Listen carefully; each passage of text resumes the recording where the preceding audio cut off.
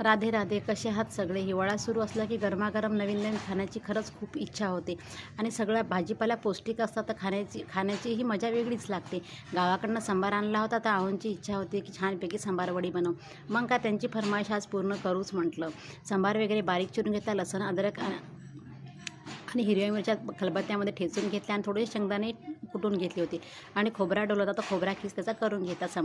सांबारमध्ये छानपैकी जिरं, ओवा, खोबरा खीस, लसण अद्रकची पेस्ट आणि चटणी टाकून घेतली होती. शेंगदाण्याचा कूट टाकला, बेसन टाकलं, हळद टाकली, मीठ टाकली आणि त्याला चव येण्यासाठी रवा टाकला की थोडासा क्रिस्पीपणा खूप छान येतो.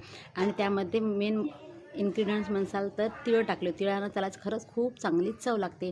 आता मला नवीन नवीन करायचं म्हटलं का तर खूप उल्हास येतो. कितीही घाई गडबड असली पण आहोंची फरमाईश जर असेल ना, सासूबाईची असेल तर ती मी पूर्ण करणार नाही असं कधीच होणार नाही.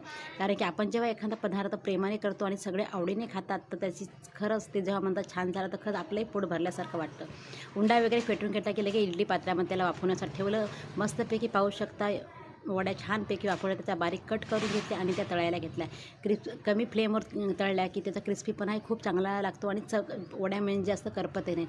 तयार झाले की लगेच सासूबाईसाठी दह्याची चटणी केली आणि त्यांना प्लेट नेऊन दिली. अशी होती सांबार वडीची रेसिपी. नक्की आवडल्यास शेअर करा आणि चॅनलला सबस्क्राईब करायला अजिबात विसरू नका. Tata, bye bye, Radhe Radhe.